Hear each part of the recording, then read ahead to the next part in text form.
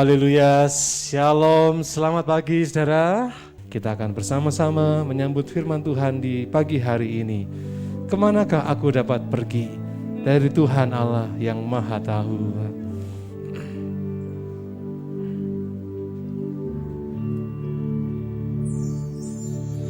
Kemanakah aku dapat pergi menjauhi roh-Mu Tuhan? Ku berlari mendaki ke langit, namun Engkau ada di sana. Aku terbang dengan sayap fajar, diam di ujung bumi. Namun tangan-Mu menuntunku selalu, bahwa ku mendekat padamu. Engkau Tuhan Allah Maha Tahu, betapa dahsyatnya kuasa-Mu, hadirat-Mu kini penuhiku, bawaku mendekat padamu. Kemanakah aku dapat pergi? Kemanakah aku dapat pergi menjauhi roh-Mu Tuhan? Ku berlari mendaki ke langit, namun Engkau ada di sana. Aku terbang dengan sayap fajar, diam di ujung bumi. Namun tangan-Mu menuntunku selalu, bahwa ku mendekat padamu. Engkau Tuhan Allah Maha Tahu, betapa dahsyatnya kuasa-Mu, hadirat-Mu kini penuhiku, bawaku mendekat padamu. Engkau Tuhan Allah Maha Tahu, betapa dahsyatnya kuasa-Mu, hadirat-Mu kini penuhiku, bawaku mendekat padamu. Bawaku mendekat padamu. Bawaku mendekat padamu. Tuhan Yesus, terima kasih Tuhan atas berkat-Mu. Kalau Tuhan sudah kumpulkan kami di tempat ini untuk kami sudah memuji dan membesarkan nama-Mu Tuhan. Dan tiba saatnya kami akan mendengarkan sabda firman-Mu. Kau urapi hamba-Mu Bapak Gembala yang akan menjadi saluran berkat firman untuk kami. Biarlah firman-Mu yang disampaikan dapat menguatkan setiap hati dan pikiran kami ya Tuhan. Terima kasih Tuhan, terima kasih. Kami akan sambut firman-Mu dalam nama Tuhan Yesus Kristus. Haleluya, amin. Silakan duduk Bapak Ibu sekalian. Terima kasih doanya. Selamat pagi saudara, shalom. Saya senang bisa selalu sama-sama dengan saudara karena tidak ada kenikmatan lain kecuali kita bisa bersama ya. Dan hari ini saya mengajak kita sama-sama belajar untuk memahami sebuah kebenaran ya, bahwa kita ini sering melihat kehidupan manusia, sosok manusia itu dari sisi negatif gitu ya. Karena memang kalau bicara tentang manusia itu hakikatnya kok cara berpikirnya begini, perasaannya begitu. Kemudian condong ya istilahnya melihat salah orang lain lebih gampang daripada melihat diri sendiri kan itu kan. Sampai ada peribahasa kuman di seberang lautan, iya nampak, tetapi gajah, bengkak, beri-beri, ya di depan mata tidak kelihatan. Nah kadang-kadang kita kalau melihat pemikiran-pemikiran seperti ini, kita melihat sosok manusia itu buruk ya. Dan nanti akan timbul satu pemikiran bahwa sebetulnya manusia begini ini sebetulnya siapa gitu loh yang harus salah kan gitu. Nah, sehingga kadang orang berpikir, ya kan kita ini diciptakan Tuhan. Maka saya ingin mengatakan ada indikasi orang itu untuk menyalahkan Tuhan, ya Sang Pencipta kan gitu. Nah kami ini ada lahir seperti ini, siapa yang bikin gitu loh.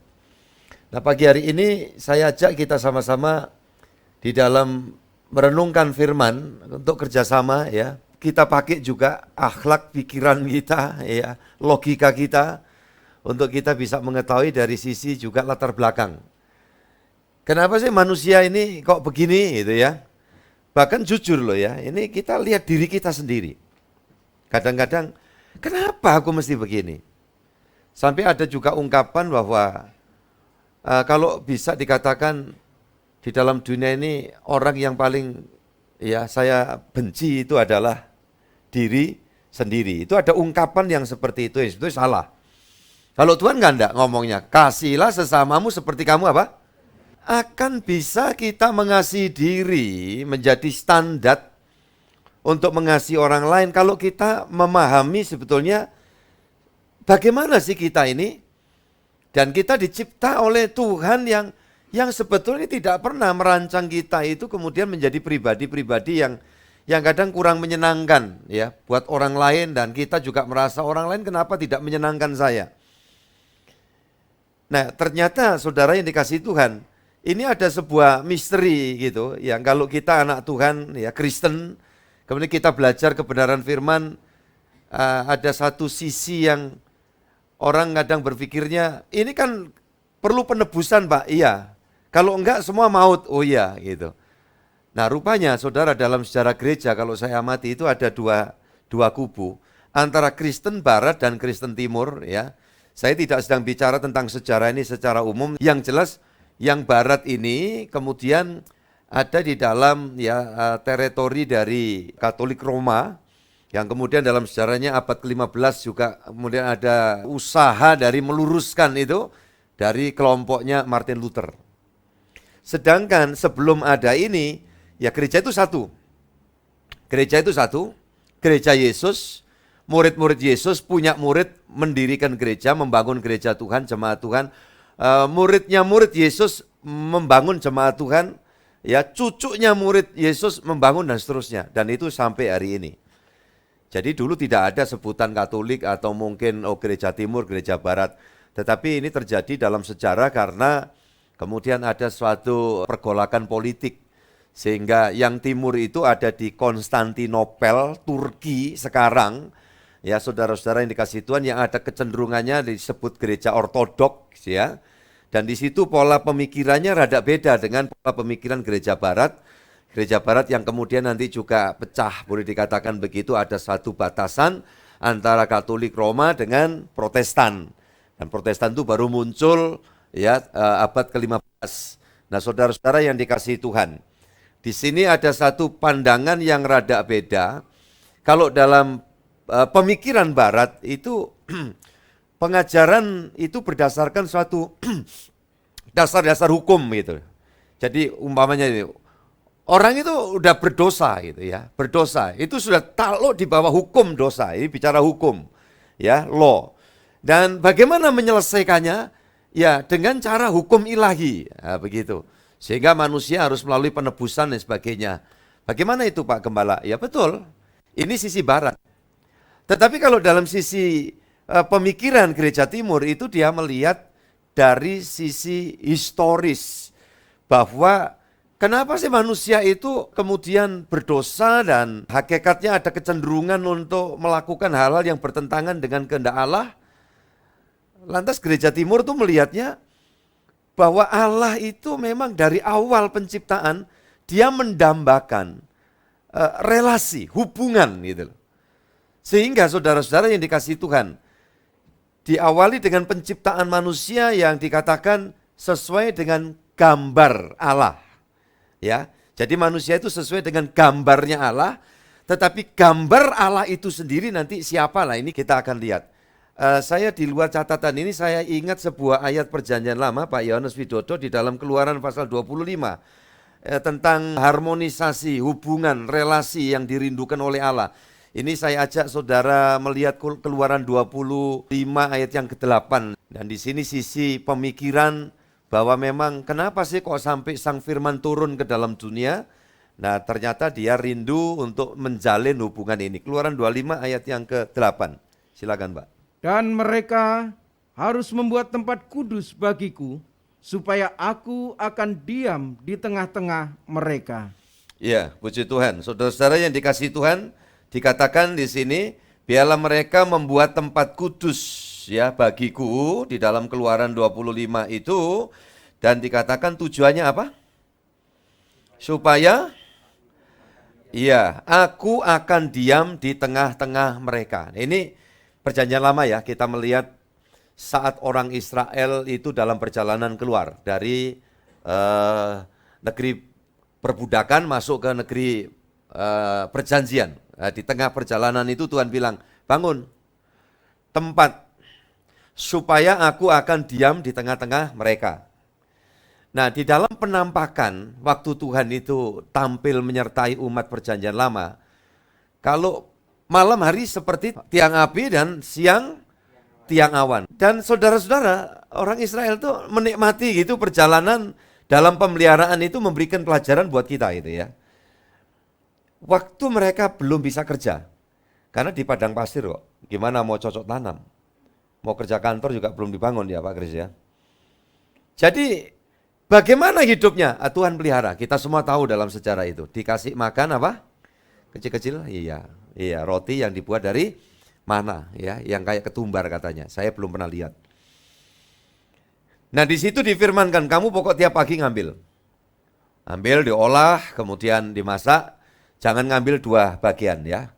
Jadi dididik untuk apa? Ya tertib, disiplin. Yakin aja, hari ini kamu ambil makan, besok Tuhan sediakan lagi. Nah, ada yang nakal gitu ya. Kita semua tahu ceritanya, diambil lebih dari untuk kebutuhan satu hari. Yang terjadi apa? Besok sudah rusak. Bukan cuma basi, tetapi sudah keluar ulat belatung ya. Bahasa lokalnya ngeset. Tapi Tuhan firman, kalau hari Jumat, besok Sabtu, Sabat, kamu ambil dua bagian. Nah, lucunya walaupun tidak disimpan di kulkas, belum ada kulkas juga ya pastinya, itu besok dilihat utuh, bagus, dan diolah, ya dimakan untuk hari itu. Nah, ini sebetulnya poin penting buat kita semua ya. Hidup ini sebetulnya kalau untuk sarana hidup, Tuhan itu tanggung jawab buat setiap umatnya. Itu loh. Makanya ya boleh saja kalau kita itu merasa, wah ini bidang bisnis kita kurang prospek, atau mungkin, wah ini di mana kita bekerja ini kok untuk maju ke depan itu rada berat ya. Atau mungkin, waduh sudah nyaris diambang ya, barangkali kondisinya begini dan begitu. Ya wajar lah, itu manusia. Kita dituntut oleh Tuhan untuk melangkah bijaksana, ya aku coba berusaha gitu ya. Itu yang pasti. Tetapi sebetulnya Tuhan itu memelihara secara luar biasa. Kalau namanya untuk biaya kehidupan, untuk sarana kehidupan, nah Tuhan itu ya sudah campur tangan menyediakan selalu tepat pada waktunya. Kemudian juga urusan kesehatan kita, ya dia juga yang memikirkan. Ya, saudara-saudara yang dikasihi Tuhan. Makanya kalau ada orang bilang, saya ini sudah ikut BPJS, oh bagus, saya bilang harus. Ya, saya minta warga gereja itu semua menjadi peserta BPJS. Terserah kalau ada kelas-kelasan mau ambil kelas yang mana saja. Tapi juga jangan pernah berpikir, Pak saya sudah lama ikut kok nggak pernah sakit Pak. Lah kalau mau pengen sakit, saya pikir ya datang aja ke Cimanuk, nanti ya saya taruh kursi di kaki gitu, nyet gitu kan, sakit ya, terus nanti diobati gitu ya. Nah, saya katakan, kalau toh kita tidak sakit, puji Tuhan. Ya, tetapi namanya manusia itu bisa aja ada gangguan kesehatan. Kalau memang saudara umpamanya punya BPJS, ya nggak harus dipakai juga kok. Kalau ada rezeki daripada, waduh Pak antrinya panjang dan sebagainya. Kemudian saudara ada ya ditanggung asuransi, umpamanya punya asuransi kesehatan. Saya bilang kalau memang ada rezeki lebih, utamakan perkawinan muda, anak-anak kecil, usahakan untuk bisa mengusahakan asuransi buat pendidikan anak. Ya, ini saya tidak di-endorse oleh siapapun, saya tidak menyebutkan asuransi apa saja, tetapi itu pikirkan. Ya, pikirkan. Kemudian juga untuk asuransi kesehatan. Kalau memang ada, ya itu pikirkan itu. Kalau enggak, yang paling utama adalah bagaimana hidup sehat, cara hidup sehat. Hari ini di Surabaya, di kota ini tadi diberitakan SS waktu saya setir kendaraan, semua jalan sehat. Ya, wah saya bangga. Seneng semakin banyak yang sehat. Cuma seringkali kok jalan sehatnya setahun sekali ya, 17-an. Nah ini masalahnya, urusan kita hidup kurang sehat itu bertahun-tahun gitu loh ya. Nah saya juga menyerukan, ini di luar kebenaran firman yang sedang saya sampaikan, olahragalah dikit. Kemarin dulu saya sedang ya setelah selesai ada satu tujuan, lari ke Konveks GKB sana, lagi jogging jalan ketemu putrinya Pak Theo ya, si Nova. Loh Nov, iya opa nganter sekolah terus ke sini. Oh bagus. Ya papa saya ajak, tapi papa bilangnya mau ke ini Joko Samudro saja, jalan ke sana dekat. Iyalah yang penting ada usaha begitu gitu loh ya, saudara-saudara yang dikasih Tuhan. Yang pasti hidup ini dalam pemeliharaan Tuhan. Asal kita jalan bareng sama siapa? Tolong. Sama Tuhan. Nah kerinduan Tuhan itu begitu, dari awalnya itu supaya setiap orang percaya, anak-anak Tuhan itu betul-betul ya sadar. Tuhan mau selalu berelasi, berurusan, berhubungan dengan kita. Fellowship dengan kita. Nah kenapa kemudian manusia itu terus ya kondisinya jadi semrawut ya, kemudian wataknya jadi aneh, dan ada kecenderungan untuk tidak sungguh-sungguh kepada Tuhan.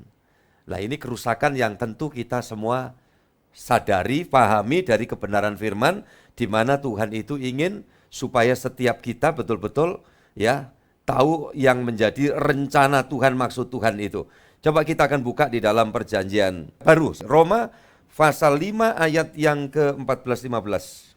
Sungguh pun demikian, maut telah berkuasa dari zaman Adam sampai kepada zaman Musa, juga atas mereka yang tidak berbuat dosa dengan cara yang sama seperti yang telah dibuat oleh Adam, yang adalah gambaran Dia yang akan datang. Tetapi kasih karunia Allah tidaklah sama dengan pelanggaran Adam, sebab jika karena pelanggaran satu orang, semua orang telah jatuh di dalam kuasa maut, jauh lebih besar lagi kasih karunia Allah dan karunia-Nya yang dilimpahkannya atas semua kamu karena satu orang, yaitu Yesus Kristus. Semua katakan amin. Gara-gara satu orang semua berdosa. Satu orang itu siapa? Adam. Adam itu satu. Ini nyimpang dikit. Ada orang berpikir, kepercayaan tertentu bahwa Adamnya orang Eropa itu beda sama Adamnya orang Afrika, Adamnya orang Afrika beda sama Adamnya orang Asia. Jadi ada banyak Adam. Alkitab tidak pernah mengatakan begitu. Adam itu satu. Loh kok bisa Pak, itu putih, yang itu hitam. Saya mau tanya, ada nggak satu saudara maunya ada 5, 6, 7 orang. Ada yang rada putih, ada yang hitam. Yang pasti nggak ada yang belang-belang kan? Seret hitam, seret putih, ya itu anaknya zebra. Dan itu terjadi. Saudara yang dikasih Tuhan. Saya ketemu orang yang waktu masih muda, itu ya saya kenal, itu ya biasa. Tapi rupanya berapa tahun dia tinggal di Eropa. Satu waktu balik lagi ke sini. kulitnya itu jadi merah, ya. Mukanya itu jadi berubah. Tentu kalau budaya kebiasaannya sudah pasti. Ya, saya kenal anggota gereja lain ya, yang dia punya mantu orang Eropa, jadi anak-anaknya juga udah terlahir di sana. Budayanya itu sudah luar biasa. Si anak kecil waktu kunjungan ke opanya itu disuruh minta pipis, diantar ya, masukkan kamar mandi, lama nggak pipis-pipis gitu ya. Kenapa? Dia nggak pernah lihat rupanya kloset jongkok. Ya, saudara ngerti ya. Jadi di sana ada kebiasaannya duduk gitu loh. Jadi kenapa kok nggak pipis? Nggak ada, itu klosetnya. Ya ini klosetnya di sini. Nah, dia nggak bisa kencing ya. Sudah sampai lama akhirnya ya dikencingkan. Nah, itu mengenai budaya, itu biasa ya. Orang bisa ada perubahan-perubahan seperti itu. Tetapi kalau wajah muka itu loh. Saya dalam berpikiran mungkin karena di sini waktu dulu makanya ya tewel ya. Tahu tewel? Ya, saudara gue dikasih Tuhan. Tewel dan tiwul. Khawatir gak ngerti ini kalau saya ngomong begini nih, kira-kira Pak Hizkia Siotang, Pak ngerti tiwul gak Pak? Kangen sama sampean saya ya Pak, Bu. Puji Tuhan ya, bisa sama-sama. Iya.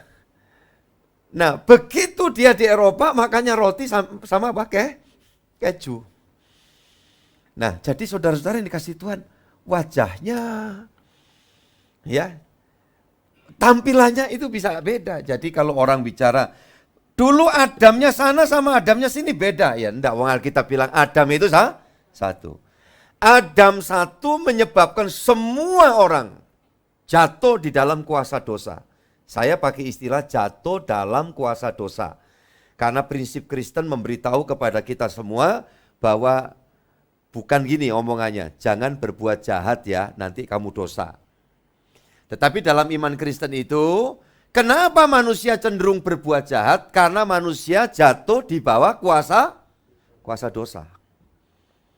Ya, kuasa dosa. Dan siapa sih di balik kuasa dosa? Kuasa iblis. Ada kuasa apa lagi yang mengancam hidupnya manusia yang berdosa? Kuasa maut. Jadi 3 musuh besar ini, ya, saudara-saudara yang dikasih Tuhan, yang bisa menyelesaikan adalah satu pribadi. Adam pertama menyebab manusia dosa, Adam yang kedua, tolong siapa namanya? Yesus memberikan kita kebebasan dan kelepasan. Begitu kita mengalami kelepasan, kita dikembalikan lagi hubungan kita ini dengan Allah.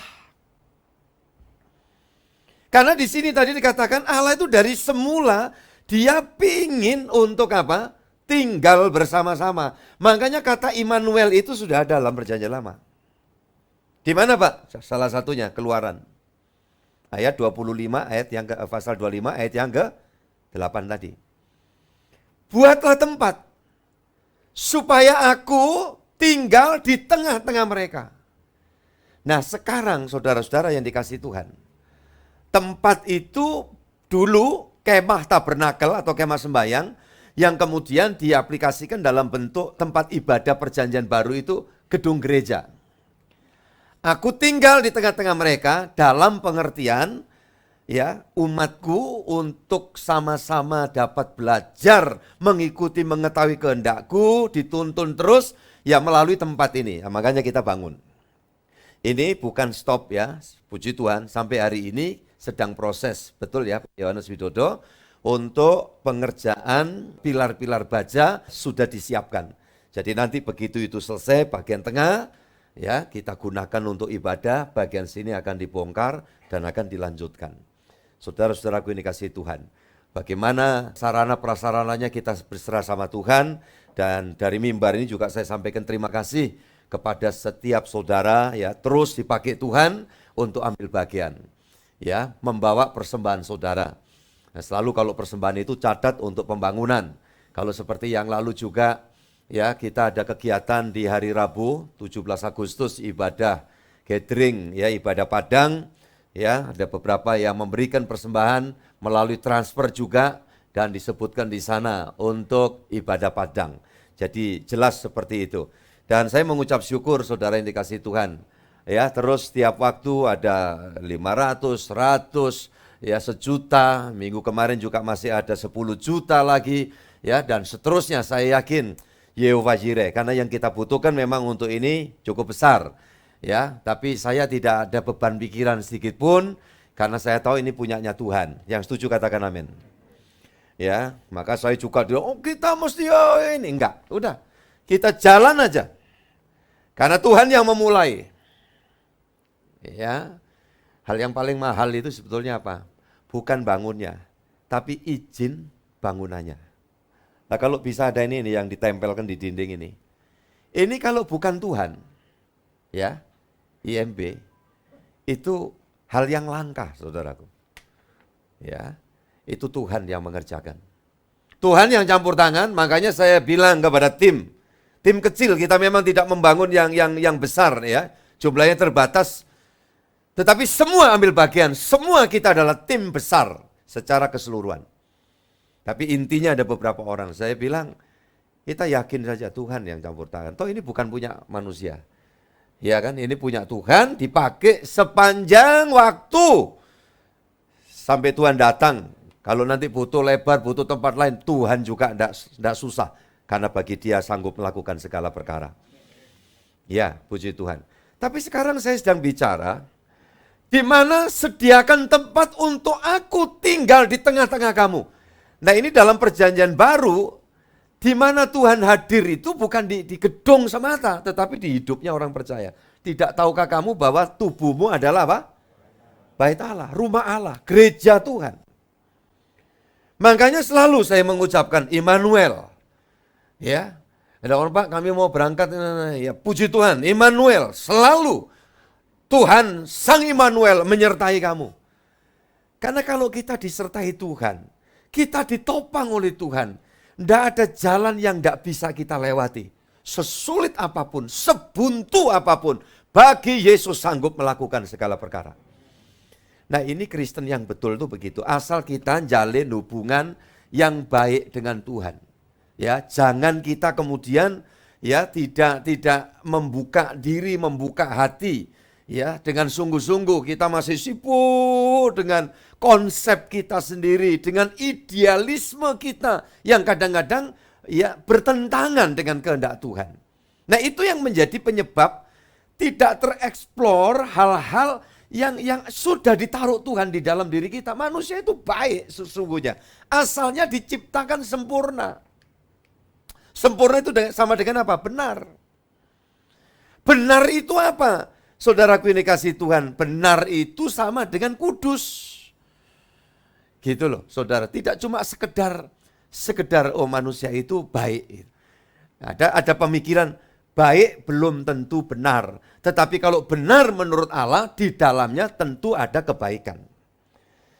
Nah kenapa saya katakan, si manusia yang sedang dipikirkan oleh orang lain dan diri kita sendiri memikirkan, kenapa sih? Kok kita itu ada kecenderungan untuk berbuat yang menyimpang dari kehendak Tuhan itu kenapa? Lah di sini karena kerusakan yang disebabkan oleh Adam yang pertama. Tapi Yesus datang membawa kita boleh mengalami suatu kemerdekaan, itu artinya apa? Ada kemungkinan bisa mengeksplor kembali keberadaan manusia yang sesungguhnya. Hal-hal yang baik, hal-hal yang benar. 2 Korintus pasal yang ketiga, ayat 18. Silakan Pak. Dan kita semua mencerminkan kemuliaan Tuhan dengan muka yang tidak berselubung. Dan karena kemuliaan itu datangnya dari Tuhan yang adalah roh, maka kita diubah menjadi serupa dengan gambarnya dalam kemuliaan yang semakin besar. Puji Tuhan. Coba saya rilis lagi ya. Kita semua mencerminkan kemuliaan Tuhan dengan muka dan tidak dengan muka yang tidak berselubung. Dan karena kemuliaan itu datangnya dari Tuhan adalah roh. Tuhan yang adalah apa? Roh. Maka kita diubah menjadi serupa dengan gambarnya. Gambarnya Allah siapa? Tuhan Yesus. Karena dikatakan Allah itu pribadi yang maha agung yang tidak bisa orang membayangkan itu sebagai apa. Tetapi di dalam Allah, ya, memperkenalkan diri, dia menampilkan gambaran dari sosok Allah itu, dan gambaran itu adalah Yesus Kristus sendiri. Ya, jadi saudara-saudara yang dikasihi Tuhan, kalau nanti kita urut melihat manusia ini dicipta seturut dengan gambar. Manusia bukan gambar Allah, tapi manusia dicipta sesuai dengan gambar Allah. Ya, jadi ini ada 3 sisi. Ini Allah yang tidak bisa, Allah yang kita sebut Bapa, sulit untuk makhluk apapun bisa membayangkan dia. Iya kan? Tetapi Allah ini menampilkan satu gambar yang nanti bisa dikenal oleh makhluk ciptaan, yaitu Sang Firman yang datang dalam wujud itu. Ini adalah gambar Allah yang tidak kelihatan. Jadi sampai kapanpun saya yakin makhluk tidak akan dapat mampu melihat sosok Sang Pencipta itu. Kecuali adalah gambar ya pribadi yang nanti kita akan jumpa bahkan sampai di sorga, yaitu sosok Tuhan Yesus Kristus. Manusia diciptakan ya seturut gambarnya Allah, jadi seturut keberadaan Yesus.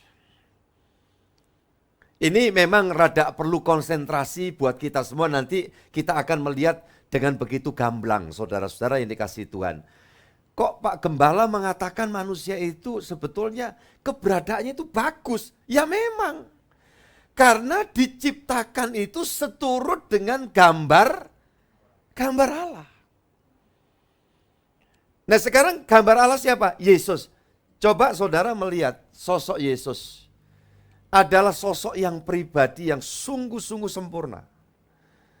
Saya tidak akan pernah melihat bagaimana, di mana sih kekurangan dari pribadi ini Tuhan kita Yesus. Nah, makanya orang yang ikut Yesus tidak sibuk harus membela.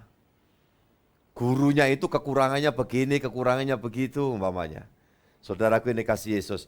Kalau saudara jadi muridnya Salomo, saudara akan bingung ketika orang tanya, lo nabimu tuh kok kawinan ya? Gitu. Terus kira-kira jawabnya gimana Pak Singan? Bingung ya Pak ya? Loh kok kamu ini poligami monogami, itu yang kamu ikuti itu istrinya berapa sih? Ada yang tahu nggak Salomo? Istrinya berapa? 1000 loh, Bu Parman tahu. Istrinya Pak Parman berapa Bu Parman? Iya kan? Makanya orang kalau ikut Yesus enggak sibuk membela Yesus. Justru Yesus yang membela kita yang ikut. Betul ya Pak Yohanes? Ya Pak Iwan ya. Kita ikut Yesus, puji Tuhan. Enggak sibuk untuk, wah belain ya Yesus tuh begini. Oh ya kita terus memeras keringat kita itu. Memeras otak kita. Kalau umpamanya saudara jadi muridnya Yosua, saudara akan bingung. Yosua itu kok perang terus kemana-mana ngajak perang itu, gimana kamu? Saudara akan cari alasan. Ya karena ini Yosua suka perang gitu, ya kan? Tapi kalau kepada Yesus kita mengiring dia, orang tanya gimana Yesus? Oh dia nggak suka perang. Waktu Simon Petrus motong telinga murid hamba imam besar itu ya, Malkus namanya. Tuhan Yesus bilang, masukkan pedang. Kupingnya diambil, tempelkan lagi, nempel.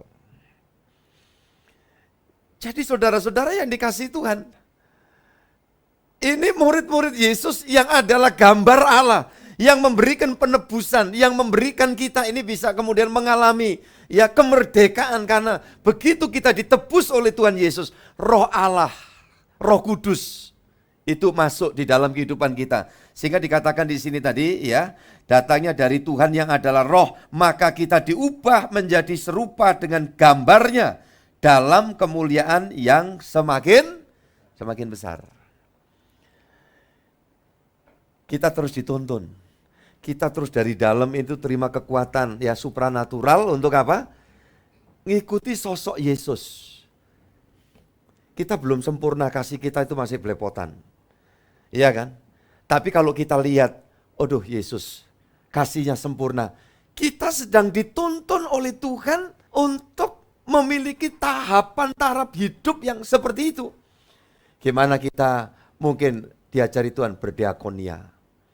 Kita membagikan sesuatu seperti yang Tuhan ajarkan. Ya, bagikan, lakukan, kasihi. Diminta bajumu, berikan jubahmu. Tentu juga ini harus dalam pemikiran yang logis. Kok ada orang minta baju, disuruh kasih jubah. Karena kita punya jubah lebih dari satu. Ya, itu hawa dingin. Kemudian Tuhan tidak terus ngajari kita konyol-konyolan. Ada orang yang memiliki jiwa sosial tinggi sampai dia tidak peduli tentang dirinya sendiri. Bahkan saking suka bantu orang, maaf ya, kita sendiri belepotan, utangnya jadi banyak gitu.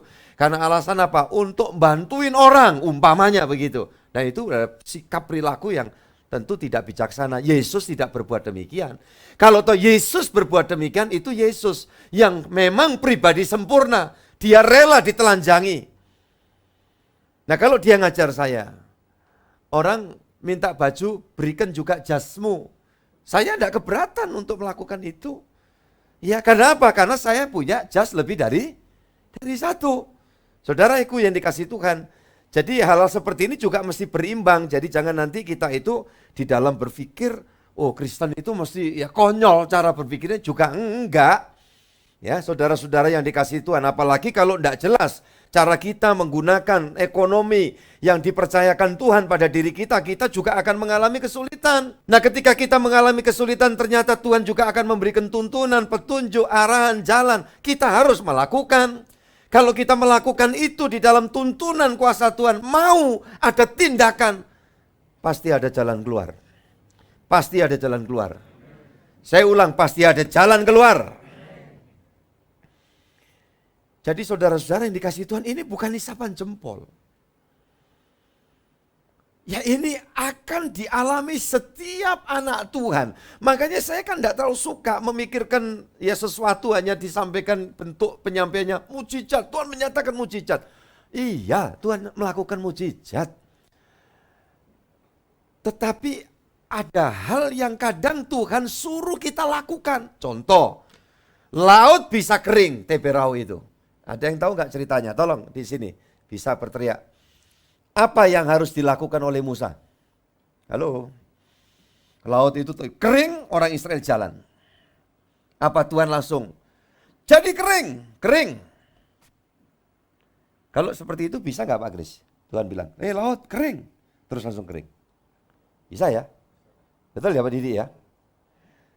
Tapi apa sih yang terjadi di situ? Kontribusi apa yang harus dilakukan oleh Musa?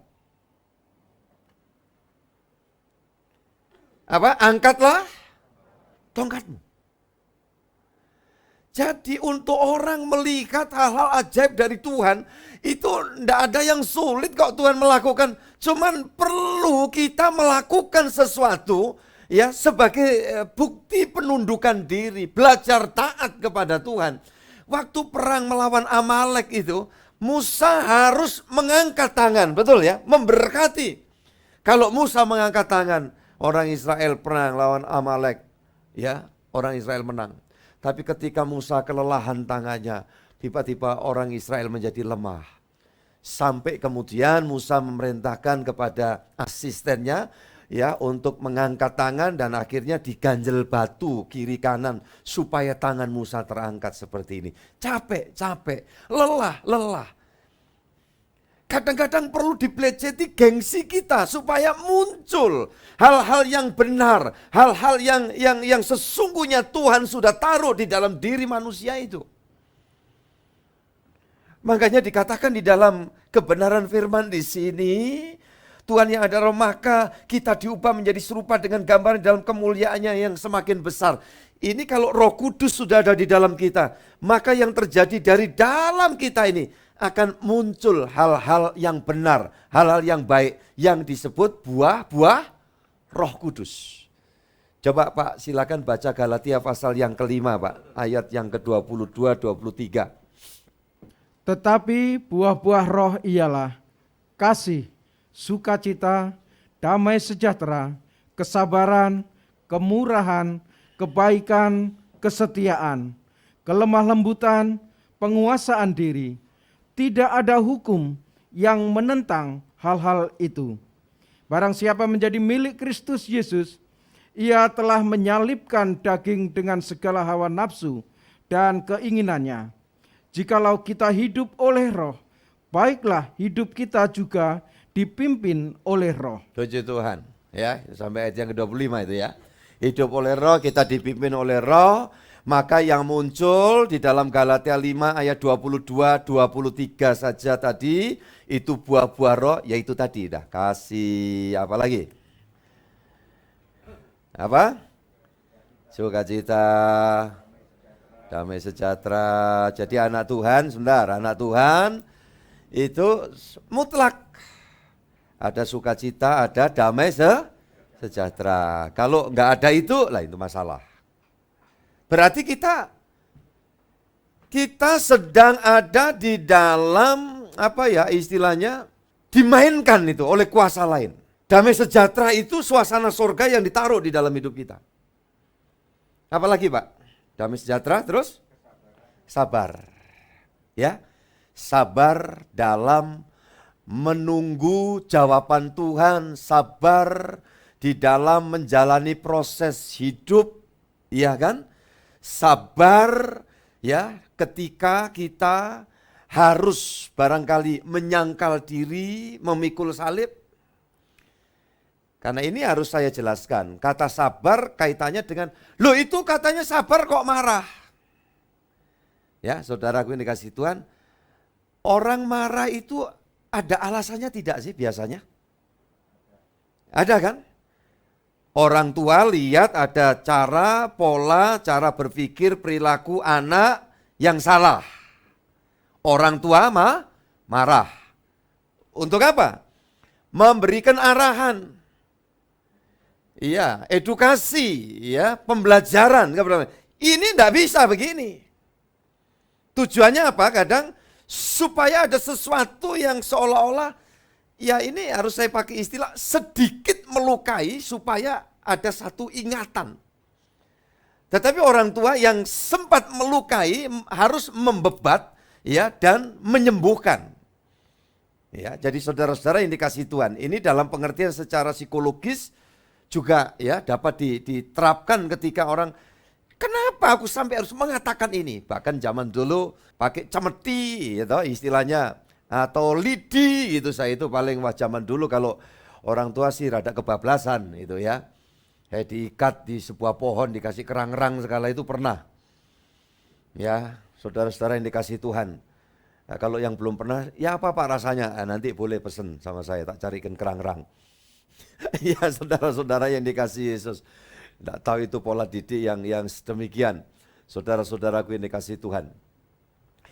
Marah dalam hal apa? Sesuatu yang, wah ini tidak cocok. Tetapi kalau orang marah tanpa alasan gimana kira-kira? Orang marah terus ditanya, kenapa kok marah? Bludrek. Ya zaman dulu kan istilahnya, bludrek. Ya saudara-saudara yang dikasih Yesus tidak demikian. Makanya ada orang yang salah berpikir Yesus marah di bait Allah. Nah ini Yesus itu emosional. Saudara-saudaraku yang dikasih Tuhan, Yesus mengatakan, mengapa rumah Bapakku kau jadikan sarang apa? Penyamun. Dan itu sebenarnya Tuhan memberikan satu pengertian kepada kita, bahwa kalau kita itu mau menikmati kehadiran Tuhan Roh Kudus di dalam hidup kita, ya, jangan jadikan hidup kita, bait Allah kita ini sarang penyamun apa? Saudaraku yang dikasih Tuhan, berbagai ya ketidakpuasan, kerakusan, ya, kebencian, akar pahit, saudaraku, dendam. Nah, ini yang dimaksud. Ini penyamun. Ini mesti dibuang. Nah, itu yang Tuhan lakukan. Saya tidak melihat bahwa Tuhan Yesus itu mengobrak-abrik bait Allah itu sebagai suatu emosional tinggi. Tapi saudara tahu Tuhan Yesus dalam perjanjian lama ketika Musa turun bawa 2 loh batu itu, tiba-tiba lihat orang Israel bersama dengan Harun menyembah berhala. Ya, emas yang dikumpulkan dari pemberian orang Mesir dibangun menjadi lembu emas dan mereka menyembah bersorak-sorai Dan yang terjadi, Tuhan murka saat itu, 3.000 orang langsung mati. Jadi saudara-saudara yang dikasihi Tuhan, kemarahan Tuhan di dalam perjanjian lama, kemudian dalam perjanjian baru itu sangat-sangat tidak sepadan. Kalau kemudian Tuhan Yesus melakukan itu, dianggapnya kok dia ya emosional seperti ini. Oh, enggak. Itu jelas ada arahannya, dia memberikan edukasi tadi. Jadi saudara-saudara yang dikasihi Tuhan, ini kata sabar itu jangan cuma diartikan, oh jari ini sabar kok marah umpamanya, iya kan? Saudara-saudara yang dikasihi Yesus, kadang-kadang kan kita itu ada ujian, apalagi kalau tipe istri ya atau anak yang kalau dandan enggak mari-mari itu loh, ngerti? Make up ya mulai jam 5:30 gitu, enggak barbar, enggak selesai-selesai. Ayo nang gereja, ayo cepet berangkat gitu ya. Saudara-saudaraku ini kasih Tuhan, sampai kemudian bentuk marahnya di mobil, di klakson, tin gitu ya. Masih juga agak keluar-keluar, tinnya dipanjang lagi tuh. Tin. Ya, begitu enggak keluar-keluar juga tin gitu.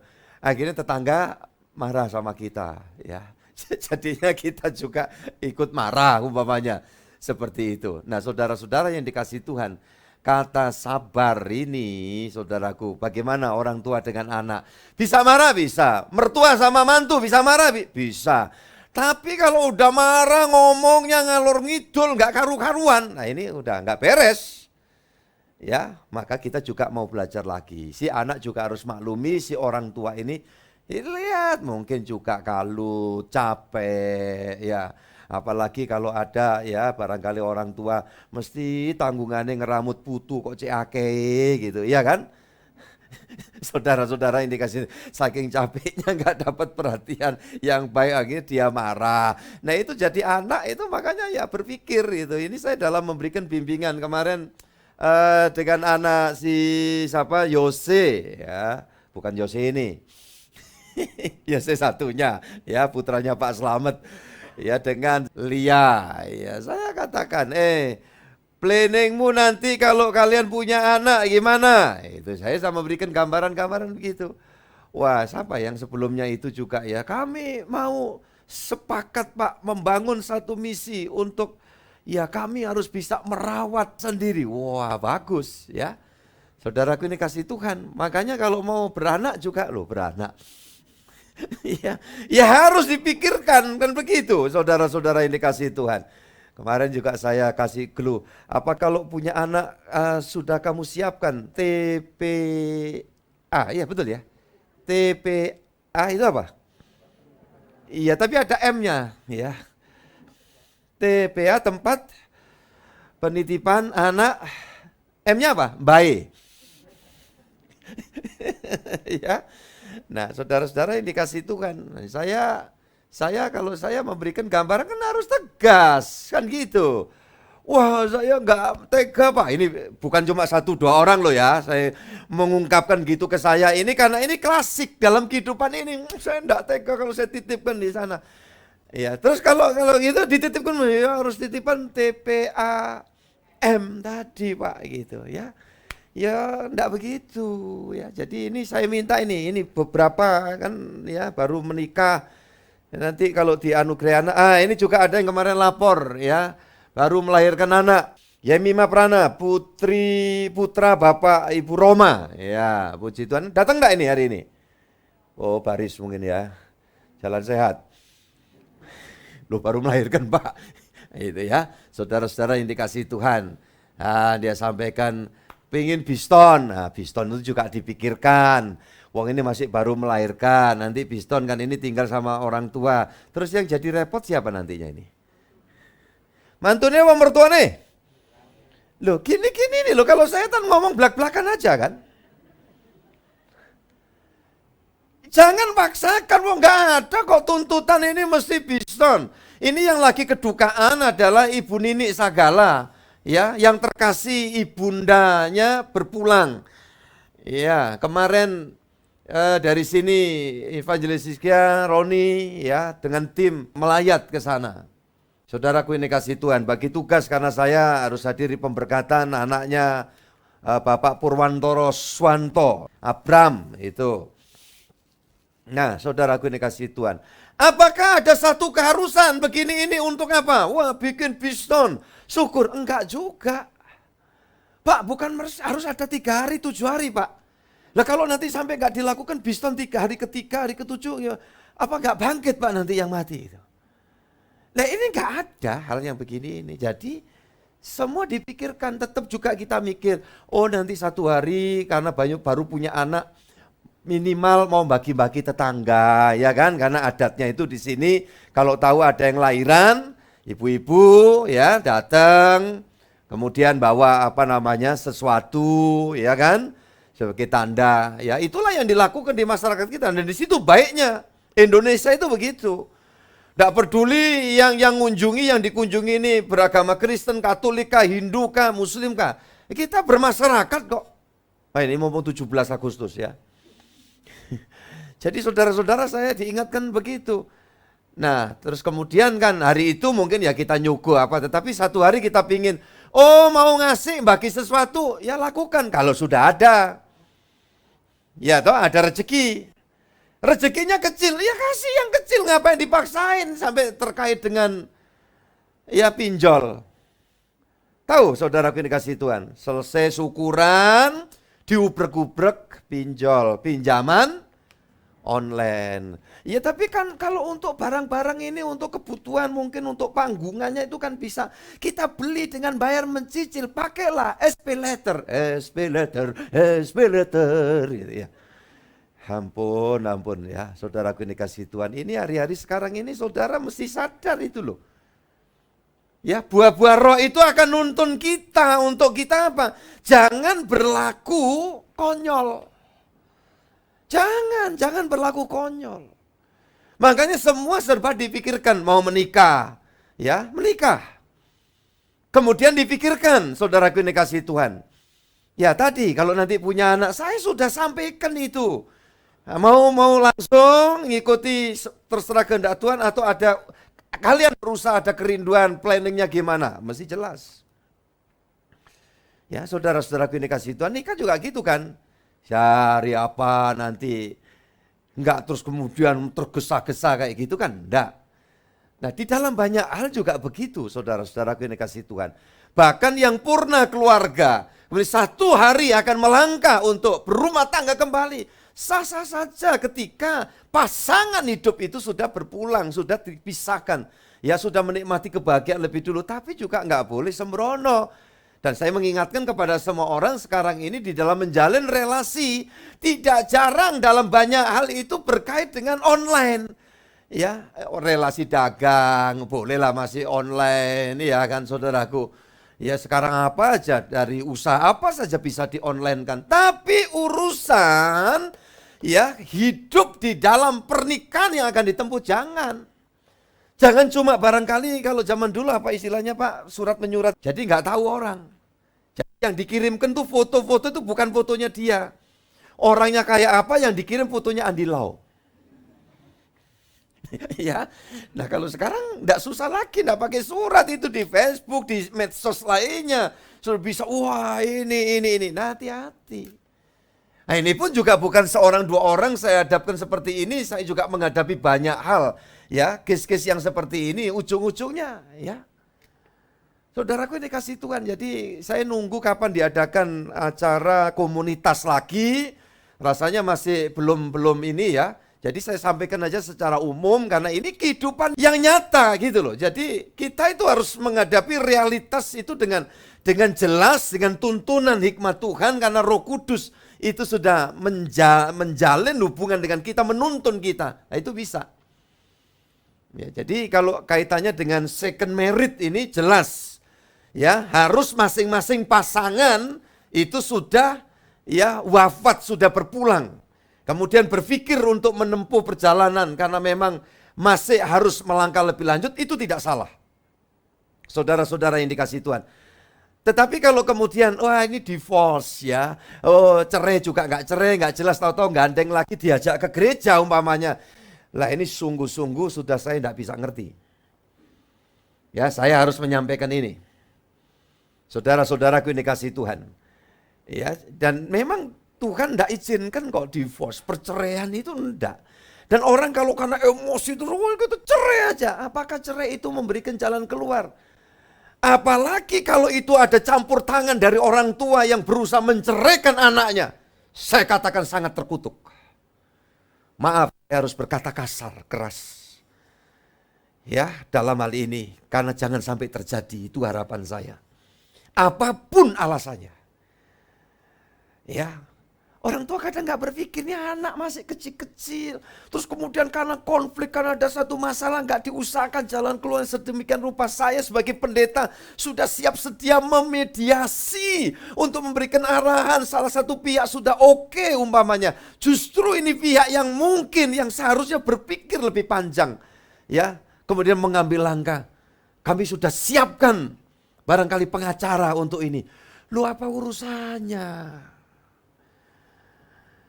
Dan sampai terjadi perceraian. Apakah tidak berpikir kalau ya ini kita ngomong pikiran secara umum aja. Terus anak perempuan dengan anaknya ini nanti akan menikah lagi. Dia hidup, anak ini dibesarkan oleh orang tua yang bukan orang tuanya sendiri, itu bagaimana gitu loh. Dan akan pecah cara berpikirnya. Saya berdoa hal-hal yang keras mungkin ada dinilai kasar ya, terserah ya. Tetapi demi sayang saya kepada seluruh keluarga besarku, dengan harapan kita akan melangkah itu lebih tepat karena kita diciptakan Tuhan itu sebetulnya ideal ya, yang harusnya kita bahagia bukan tanpa masalah. Kita masih menghadapi kesulitan, pergumulan, itu adalah bagian dari kehidupan di dunia ini. Tetapi orang yang selalu mengandalkan Tuhan pasti mendapat jalan keluar dan pertolongan dari Tuhan. Ya, itu pasti. Saya selesaikan dulu buah roh itu tadi apa sedikit.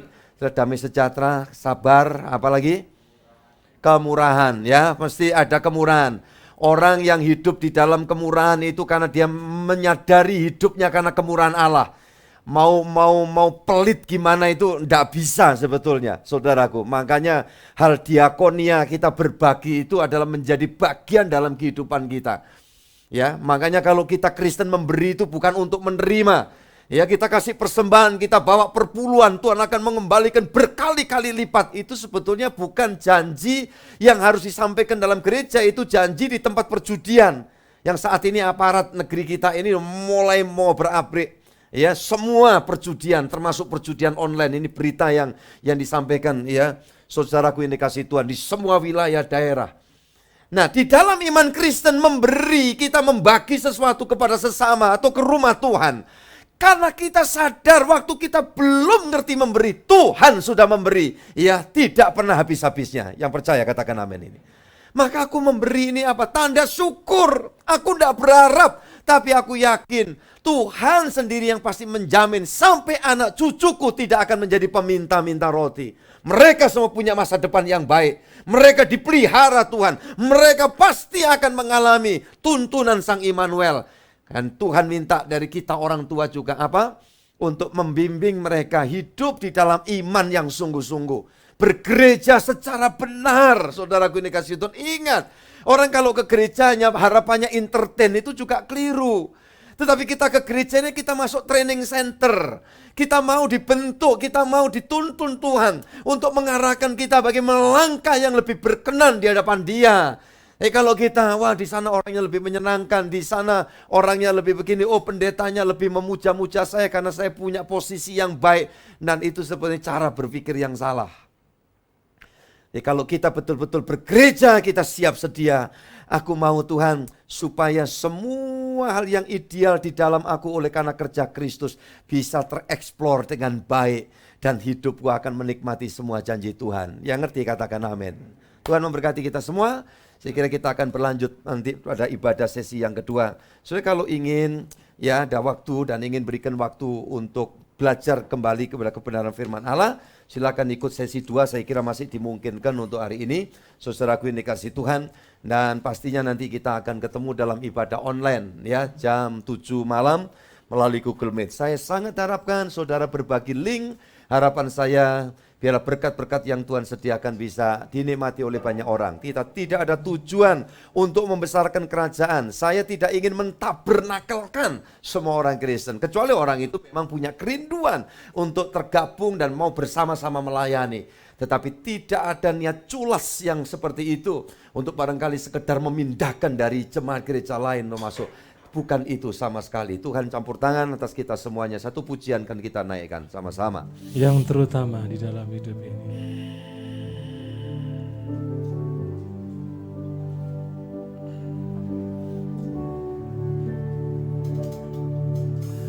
Yang terutama di dalam hidup ini, meninggikan nama Yesus.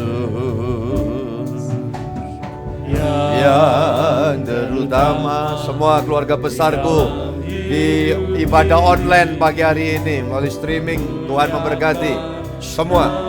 Vera Kusuma, Willy Iwa, semuanya Tuhan memberkati. Sima Tupang Cimer, Sumatera. Haleluya, puji Tuhan.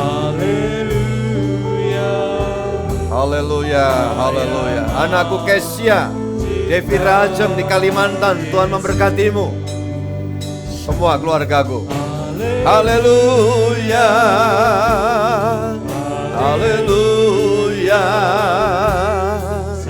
Saya mau cinta Yesus. Sekali lagi saya undang kita berdiri sama-sama. Kita akan sudahi ibadah kita. Tuhan memberkati setiap saudara yang hadir dalam onsite dan online. Setiap persembahan yang kau bawa pun Tuhan mengingatnya sampai kekekalan surgawi. Doa dan harapanku semua keluarga besar ada dalam naungan Sang Immanuel senantiasa. Haleluya. Yang terutama di dalam hidup ini, memuliakan nama. Haleluya, haleluya. Saya mau cinta Yesus. Haleluya, haleluya. Saya mau cinta Yesus. Kami bersyukur pagi ini kami dapat mengucap syukur memuliakan Engkau dalam ibadah sesi 1. Kami yakin setiap orang boleh bertemu Tuhan secara pribadi. Dan tiap orang kami boleh mendapat support kebenaran untuk mengeksplor hal-hal yang sudah Tuhan kerjakan di dalam kehidupan kami. Di dalam kami ada buah-buah roh yang akhirnya nanti dapat nampak keluar dan kami nikmati serta dinikmati oleh banyak orang di sekitar kami. Sehingga dengan demikian kami yang diciptakan sesuai dengan gambar-gambarnya Allah itu, maka sesungguhnya kami akan menghadirkan Kristus di mana kami ada. Di tengah masyarakat, di kantor, di instansi, di tempat pertanian kami, di sekolah kami, di tempat pendidikan kami tempuh. Di sana hidup kami mendatangkan manfaat sehingga Tuhan dimuliakan. Pagi hari ini apa saja yang menjadi doa dan harapan dari anak-anak-Mu, kami yakin dan percaya tangan kuasa Tuhan tetap ada atas kami. Dan apa saja yang menjadi harapan kami, Tuhanlah yang dapat memenuhi. Orang tua berdoa untuk anaknya, anaknya berdoa untuk orang tuanya. Semua kami saling terkait satu sama lain. Di dalam iman kami melangkah, maka kemenangan demi kemenangan yang dari Tuhan akan menjadi nyata di dalam kehidupan kami, rumah tangga kami, keluarga kami. Hari ini dan ke hari esokan kami dijamin oleh Tuhan. Makasih Bapak, sebentar kami akan tinggalkan tempat ini. Tuhan berkenan menaungi menyertai kami, dan kembali yang kami akan melakukan tugas pelayanan. Tuhan memberikan pengurapan lagi dan terus bukakan tuntunan kuasa-Mu ada atas kami semua ya Allah. Persembahan yang anak-anak-Mu bawa pasti Engkau ingat sampai kepada kekekalan surgawi. Dan kami percaya hari-hari ini segenap bangsa kami sedang bersuka cita merayakan hari kemerdekaan Republik Indonesia yang ke-77 tahun. Kiranya rahmat dan berkat Tuhan turun atas negara dan bangsa kami Indonesia.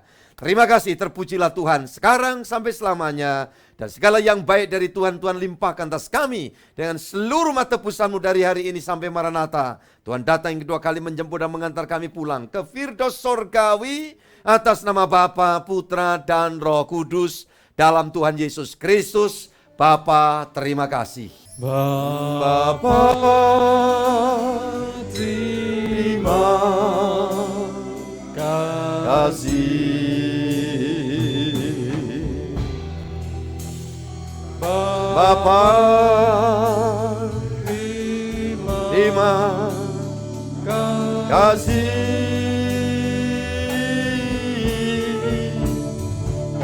Bapa, di dalam surga,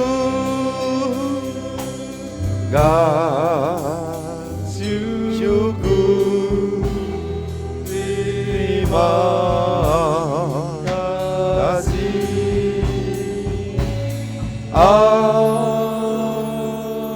Amin. Amin. Tuhan memberkati kita semua. Silakan duduk.